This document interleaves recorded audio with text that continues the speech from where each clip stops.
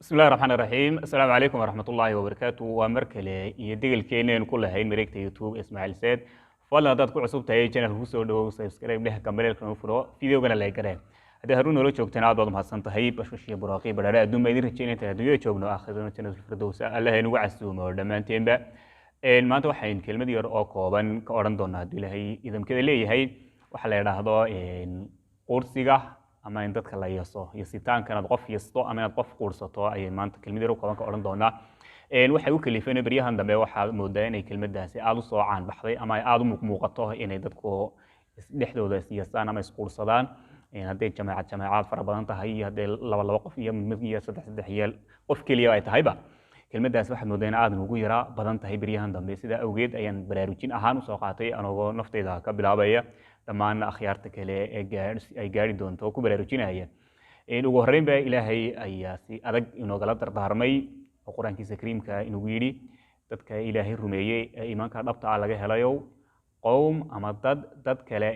yasin xaqirin quursanin khaasatan haddana dumarkii baa si gaar ah loo sii hadlay waxa lagu yiri dumar yasin ama xaqirin ama quursanin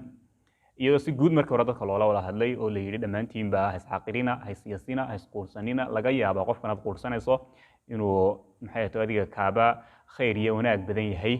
qofkan quursanaya kan wax quursanaya kan uu quursanaya laga yaabo inuu isaga laftiisu ka wanaag badan yahay ayaa haddana si gaar ah dumarkii loo soo xulay iyaga mar gaar ah lagu yiri dumaro haysiyaasina isquursanina maxay tahay barkiinba barka kale iyo yasin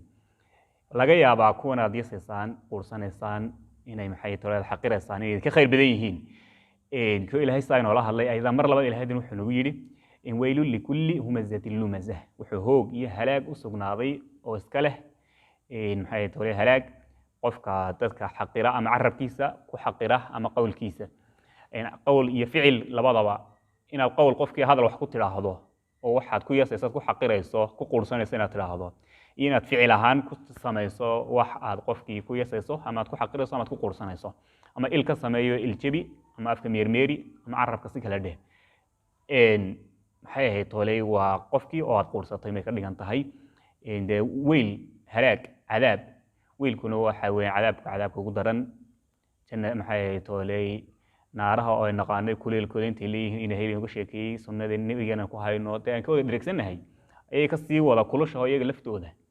ayaa ka sii magan galay ilaahay marka halka inaynu gallo ama halka inaynu isku shubno ama halka inaynu shaqaysano qofna diyaar noogama ahan dhamaanteynba intii aan karaankeena aanu ka waantowno nabiguna sidoo kale wuxuu yiri qofka muslimka ah waxa shar ugu filan inuu walaalkiisa kale ee muslimka ah yeeso xaqiro quursado isagoo qofkan walaalka ah doono iimaale aad arkayso doono siyun adiga kaaga yiri duwan yahay inaad marnaba wax yeesho oo quursato maahe waa inaad wixii qofkan ka dhiman walaalka ah aad ku kaabto in wixii ku kaabi karayso aad horumariso aad maxay tahay taageerto mooyaane hadduu xitaa yahay baa qof iimayl leh oo adiga saw arkayso ka liita